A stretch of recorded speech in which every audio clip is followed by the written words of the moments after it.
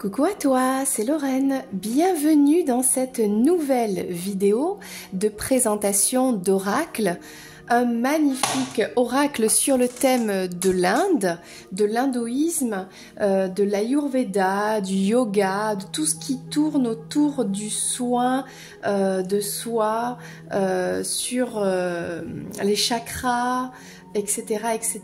Donc cet oracle s'appelle l'oracle de l'Ayurveda. Il a été créé par Sophie Benabi, illustré par Iris Doreno. Il est édité chez Le Courrier du Livre. Il est récent et il est vraiment magnifique. On a des dorures, on a des couleurs, les couleurs des chakras, un peu comme l'arc-en-ciel. On a ce thème de l'Inde que j'aime beaucoup. Tu pourras retrouver dans la playlist des oracles d'autres oracles sur le thème de l'Inde ou de l'hindouisme. Tu verras, ils sont vraiment très très beaux. C'est un sujet qui est passionnant. Voilà. Rituel de soins et guidance. Alors ce qu'il y a de bien avec cet oracle, c'est qu'on peut avoir des petits conseils pour la vie de tous les jours, pour le quotidien, pour mieux manger, mieux dormir, mieux équilibrer ses énergies, vraiment dans notre vie de tous les jours. Donc c'est un oracle qui est très intéressant. Alors, qu'est-ce qu'on nous dit? Connectez-vous à la sagesse indienne millénaire. L'Ayurveda est une médecine ancestrale fondée sur l'équilibre subtil des éléments et des énergies. Sophie Benabi, créatrice de la plus grande communauté française d'Ayurveda, vous éveille à cet art de vivre unique. Que vous soyez en quête d'une guidance spirituelle ou d'un mieux-être mental et physique, ces cartes et leurs livres d'accompagnement mettront en lumière vos besoins et vos vibrations. Imprégnez-vous des mantras, suivez les conseils d'équilibre et observez les rituels ayurvédiques, yoga, recettes, méditation. Voilà, on touche à plein de thèmes ici. Allez, sans plus tarder, on va découvrir cet oracle. Alors déjà, quand on ouvre la boîte, on a un message caché. Je suis fait de l'univers et l'univers est fait de moi. C'est vraiment très sympa. Ça donne envie d'aller découvrir tout ça. Donc voilà le fond de la boîte. C'est une fleur de vie. Donc déjà on sent les vibrations, la chaleur, les rayonnements de cette fleur de vie, de cet oracle. Alors, on a un livret, donc plutôt épais, hein, regarde, qui est, il me semble, en couleur, donc qui va reprendre chaque carte avec le message de la carte, on a des mots-clés, on a une citation, on a des conseils, donc comme je disais, suivant la carte, hein, on aura différents conseils, des pratiques conseillées, et voilà, il y a plein de choses. Alors, on a un QR code. Par exemple, là, je suis tombée dessus par hasard. Là, on a un QR code pour écouter un mantra et le réciter. Non, mais c'est juste génial, quoi. Là, on a des mudras. On a un peu de tout, hein, je trouve, hein, dans cet oracle. Je le trouve très complet, vraiment pour mieux se comprendre soi, pour vraiment chercher à être en phase avec soi-même. Un équilibre, hein. D'où vient un petit peu cette Ayurveda? Ça vient un petit peu des paroles sages de Bouddha qui toujours recherchait l'équilibre, la voie du milieu. Et ben on est là-dedans, ok? Bon. Est-ce qu'on a par exemple alors, on a les chakras, les déités. Bon là, on a les déités, je tombais sur les déités. Mais dans cet oracle, on a les chakras, on a les déités indiennes, qui sont d'ailleurs, j'ai pas dit les choses au hasard, hein, qui sont quand même reliées à des chakras. Hein, chaque déité indienne agit sur un chakra. Par exemple, pour le premier centre qui s'appelle le Muladhara, le premier chakra, eh bien c'est Ganesh. C'est le dieu éléphant, Sri Ganesha, qui s'occupe de ce chakra. Voilà, c'est un exemple. Bon, ben, découvrons les cartes une par une. Alors, elles sont dans ce pochon en satin qui permet vraiment de les protéger. On a une tranche dorée, très jolie, très classe. Elles sont mates, hein, ouais. Enfin, je dis ça, mais non. Enfin, en tout cas, elles glissent bien. Elles sont parfaites, c'est-à-dire ni trop épaisses, ni trop fines. Peut-être un peu plus fines que ce que j'aime moi, mais elles sont très bien. Elles sont grandes. Hein, elles sont grandes, ce qui fait que on peut vraiment les étaler et faire de magnifiques tirages et de bien s'imprégner des illustrations, des couleurs, de ce que nous transmet la carte. Voilà. Donc voici le dos. Donc on a une fleur de vie vibrante avec des dessins orientaux, indiens. Hein. On est vraiment sur... ça fait penser au chakra, hein, tout ça. Hein, voilà. Donc c'est vraiment très joli et on part du rouge, rose, hop, on monte comme ça en dégradé vers du bleu qui symbolise quand même la montée d'énergie qui traverse tous les chakras, qui est la Kundalini. Voilà, donc on commence avec la première carte. Alors je pense qu'on va commencer par des choses d'abord très corporelles pour aller vers des choses de plus en plus, enfin quand je dis choses, la thématique abordée dans la carte, donc pour aller vers quelque chose de plus spirituel. Donc là on commence avec la base de la base, hein, le pouls, et oui, le battement de la vie. Donc est-ce que tu vois bien? Voilà. Magnifique illustration, couleur. Donc on a, je pense, oui, toutes ces cartes-là, on a un symbole ici, et on en aura d'autres après. Alors je regarde. Oh non, pas forcément. Ah si, voilà. Donc il y a plusieurs catégories. Donc le pouls, on a une citation sous la carte. Le printemps, donc là on aura les 4 saisons. Le printemps. L'été, regarde les illustrations comme elles sont belles. L'automne, magnifique. L'hiver. Alors, Ojas, je ne sais plus ce que ça veut dire.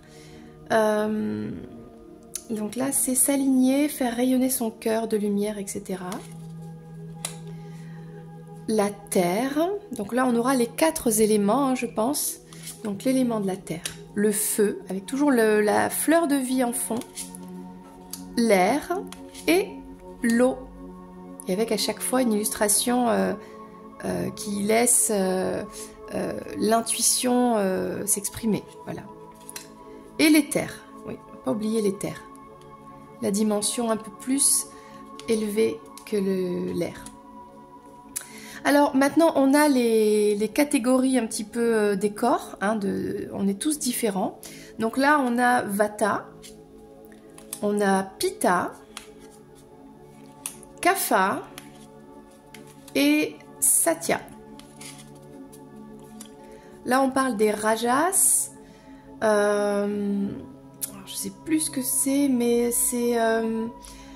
bon, enfin, c'est tout expliqué dans le livre. Bon, ce sont des mots en sanskrit qui sont des thèmes simples, donc gratitude, le mouvement, voilà, la connexion, des choses comme ça. Sauf que là, ben, c'est écrit en sanskrit, donc c'est chouette. Et en plus, on peut découvrir une nouvelle culture, donc c'est très intéressant. Tamas, les profondeurs, voilà. Alors, je sais pas si je vais arriver à bien tout prononcer. Abhyanga, ou Abhyanga, je sais pas trop. Là, ça parle des blocages, par exemple. Ouh là là, Yutish. Donc là, c'est très joli. On a un petit bébé sur une fleur de lotus qui est relié comme ça à un chakra.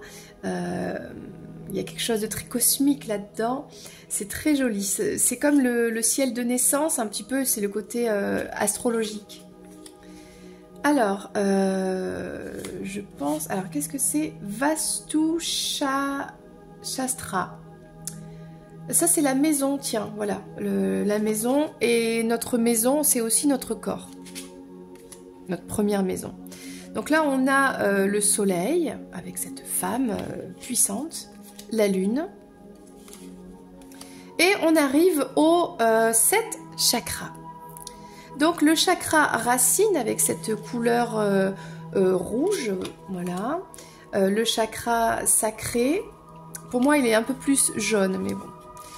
Le plexus solaire avec une pose de yoga, je crois que c'est un guerrier. Pour moi c'est pareil, le plexus solaire il est un peu plus jaune-vert. Bon, on a hein, des plantes vertes ici. Le chakra, alors... Il y a eu une erreur pour moi hein, dans l'ordre des chakras parce que là on a la carte 25 et après le plexus solaire, normalement c'est le cœur. Et là il y a eu une erreur, ils ont interverti. Donc bah, moi je le remettrai dans l'ordre. Donc après le plexus solaire c'est le cœur. Donc l'énergie elle est verte mais le cœur en fait c'est un rouge vermillon hein, très très puissant de l'organe aussi du cœur. Voilà, on voit ici on a du vert et du rouge. Donc pour moi, après, au-dessus, on a le chakra de la gorge avec la couleur bleue. Le troisième œil avec ses couleurs un peu indigo, violet, on va dire. Mais on a aussi des couleurs comme l'argent, l'or. Et le dernier, c'est le chakra couronne, qui lui est normalement, bah, c'est toutes les fleurs de lotus, donc toutes les couleurs de l'arc-en-ciel, parce que c'est vraiment là où on se connecte au grand tout. Alors, maintenant, on passe à des concepts, bah là, le pranayama, c'est la respiration, le fait de respirer. Donc, on voit, c'est très bien illustré avec la nature autour, très joli. Ah, le curcuma, tiens, une épice que personnellement j'adore consommer, très bonne dans tous les plats indiens, mais très bonne aussi pour la santé, notamment le curcuma. La satavari ou shatavari, je sais pas trop comment on prononce. On parle de la douceur de soi. Ah, comme c'est beau! L'ashwagandha. Donc là, on a un couple dans une fleur de lotus. Le lait nourricier, donc on a une vache, alors il faut savoir que les vaches sont sacrées en Inde, ok. C'est aussi le rapport à l'enfance, à notre mère. Le cuivre, donc c'est un oligo-élément, je crois, intéressant dans cet oracle. L'ani, donc c'est la purification par le feu. Il y a plein de choses à faire avec cet oracle, ça c'est sûr.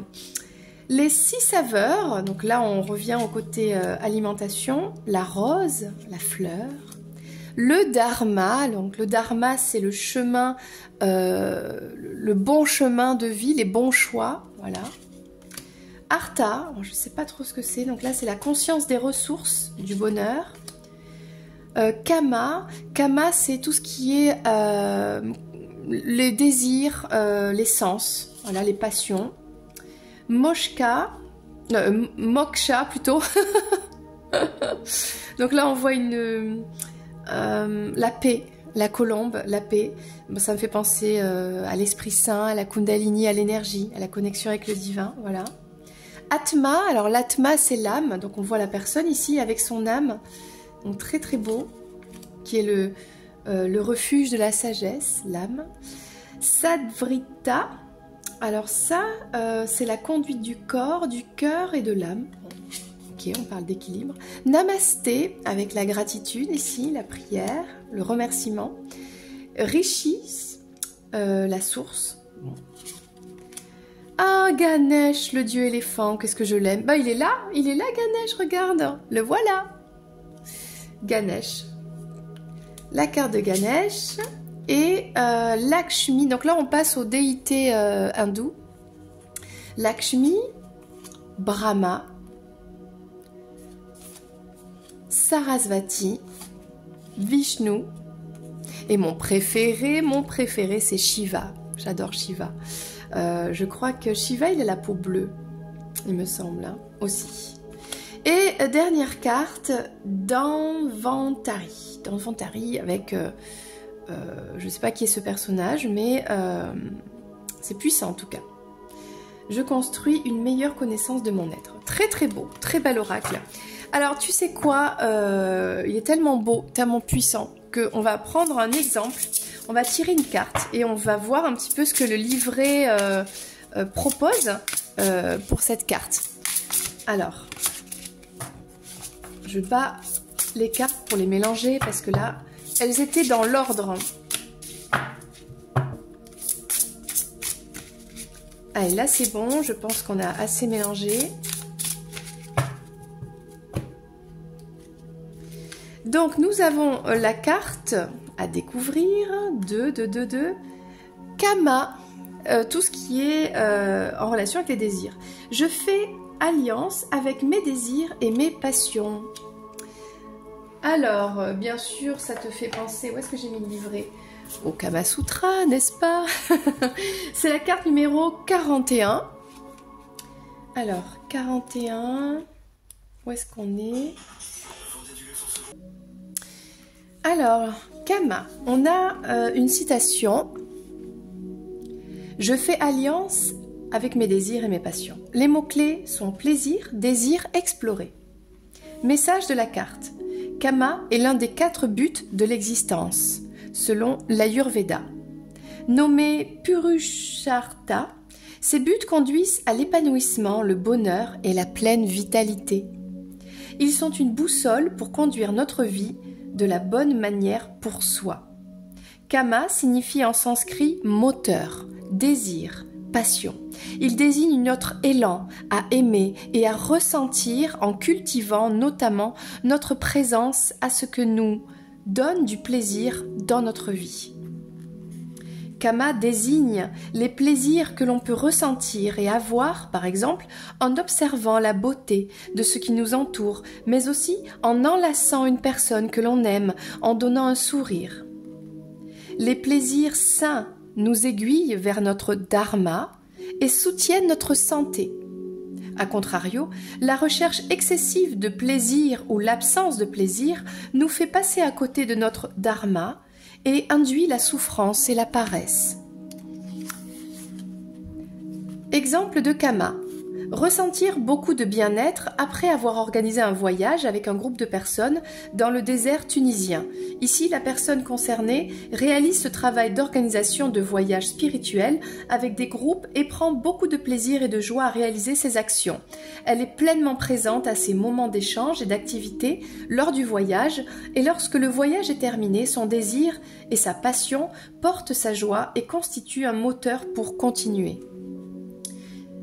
Donc là, on explique à peu près si on a tiré la carte, avec des conseils d'équilibre. Par exemple, soyez dans la pleine présence et conscience des moments vécus. Développez votre positivité pour saisir la beauté de la vie, de sa vie. Soyez dans la gratitude, observez la beauté de ce qui vous entoure. Ayez des plaisirs issus de votre dharma, comme dans l'exemple donné pour les voyages. Voilà. Ressentez avec conscience la joie qui émane des moments vécus, des connexions émotionnelles avec le monde qui nous entoure. Développez les expériences sensorielles, massage, activités sexuelles, sentir des fleurs, voir un coucher de soleil, marcher sur le sable, les pieds nus. Cela permet de développer la pleine conscience. Voilà, et on a des pratiques conseillées. Donc il y a un masque Ubatana à la rose et au miel, ça donne trop envie. Voici un masque ayurvédique apaisant, donc il y a les ingrédients pour le faire et la préparation et ce qu'il faut faire. Waouh, waouh, waouh, génial. Voilà, c'était l'oracle de l'Ayurveda. N'hésite pas à laisser un petit commentaire sous cette vidéo et me dire si ça t'a plu, si ça te parle, si ça te donne envie. voilà, de faire des tirages avec. En tout cas, moi, j'adore. J'ai déjà testé et à chaque fois, c'était très parlant. Donc, j'ai hâte de le tester dans un futur tirage que tu pourras voir sur cette chaîne. Voilà. N'hésite pas à liker, à t'abonner à la chaîne pour avoir les vidéos, qu'elles soient présentations de tarot ou d'oracle, dès qu'elles sortent. Et pour ça, il faut activer la petite clochette. Et puis, quand tu likes et quand tu t'abonnes à la chaîne, eh bien, ça booste un petit peu aussi la chaîne YouTube et ça donne l'accès à cette chaîne à plus de personnes. Voilà, moi je te fais un gros bisou et je te dis à bientôt pour une prochaine vidéo. C'était Lorraine. Bye bye.